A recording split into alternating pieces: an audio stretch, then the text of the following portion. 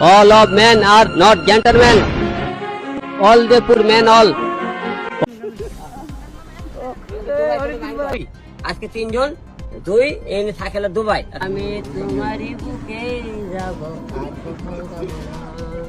আলমের সঙ্গে আমার পরকিয়া, ঠিক আছে?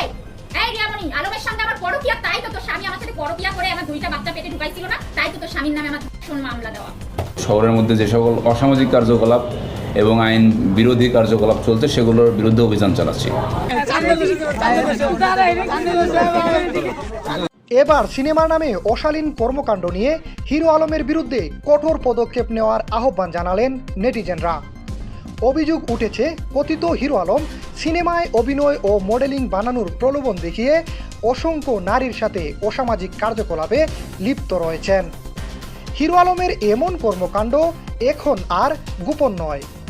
মিডিয়ার সামনে প্রকাশ্যেই নায়িকাদের জড়িয়ে ধরা, চুমু খাওয়া, যে কোনো স্পর্শকাতর জায়গায় হাত দেয়া, এটা যেন তার কাছে স্বাভাবিক একটা বিষয়। আর হিরো আলমের এমন নায়িকা সংগ্রহ করা এবং তার মনের মতো মডেল সংগ্রহ করতে না পারলে তার সহকারীদের মারধর করতেও দেখা গেছে তাকে।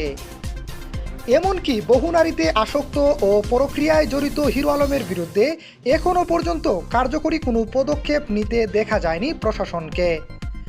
রাজধানীর আনাচে কানাচে হোটেল রেস্তোরাঁয় অভিযান চালিয়ে অনৈতিক কাজ বন্ধ করলেও প্রকাশ্যে মেয়ে নিয়ে দস্তাদস্তি করা হিরো আলমের কিছুই হয় না। হিরো আলমের এমন অশালীন কাজের শেষ কোথায়?